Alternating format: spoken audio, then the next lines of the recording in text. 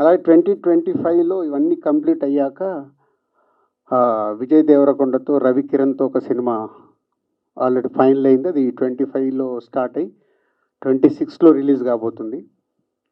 అలాగే నితిన్తో బలగం డైరెక్టర్ బలగం వేణుతో Yellamma project final చేసాం.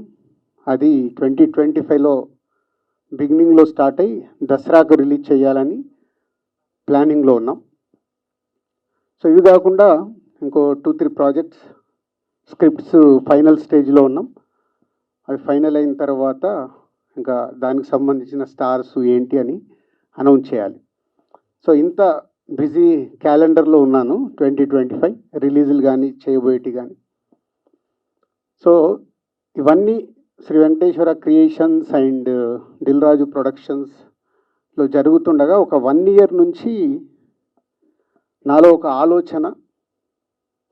ఆలోచన ఏంటంటే, బిగినింగ్లో నేను ఒక్కొక్క సినిమా చేస్తున్నప్పుడు కొత్త డైరెక్టర్లతో కూర్చొని ఆ స్క్రిప్ట్ని ట్రావెల్ చేస్తూ దానికి సంబంధించిన మ్యూజిక్, దానికి సంబంధించిన ప్రమోషను, ఇలా ప్రతి ఒక్కటి నేను ఇన్వాల్వ్ అయ్యి చేస్తూ ఉండేవాడిని. సో అలాగే ఆ సినిమాలన్నీ మీ అందరికి తెలిసిందే. నేను ఊరికేనే ఈరోజు దిల్ రాజు బ్రాండ్ అంటారు, గోల్డెన్ హ్యాండ్ అంటారు, మీరు యాంకర్స్ మాట్లాడుతూనే ఉంటారు, దాన్ని మీడియా మిత్రులు ఎంకరేజ్ చేస్తూనే ఉంటారు. సో అవన్నీ జరగటానికి ఒక జర్నీ. సో ఆ జర్నీని నేను చూస్తుంటే దిల్ రాజు ప్రొడక్షన్స్ స్టార్ట్ చేసింది కూడా హర్షిత్కి అన్సితకి అప్పచెప్పింది కూడా అదే ఐడియాతో. నాకు కొత్త జనరేషన్కి గ్యాప్ వచ్చేసింది.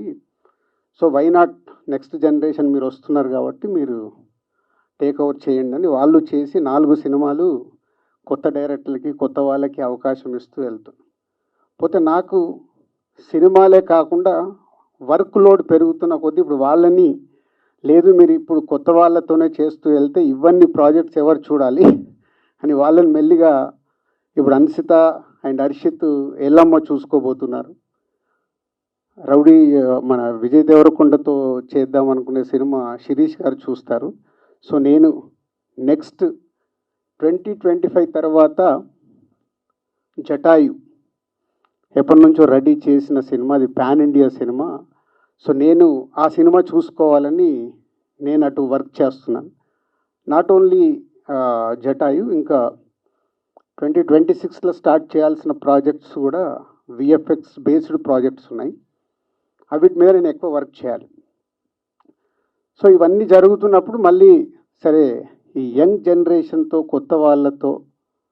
కొత్త వాళ్ళని ఇండస్ట్రీకి తీసుకురావాలి, దానికి ఏదో ప్లాట్ఫామ్ కావాలని నాకు ఒక థాట్ క్రియేట్ అయింది. సో అందరితో డిస్కస్ చేస్తూ ఆ ప్లాట్ఫామ్ ఎలా ఉండాలి.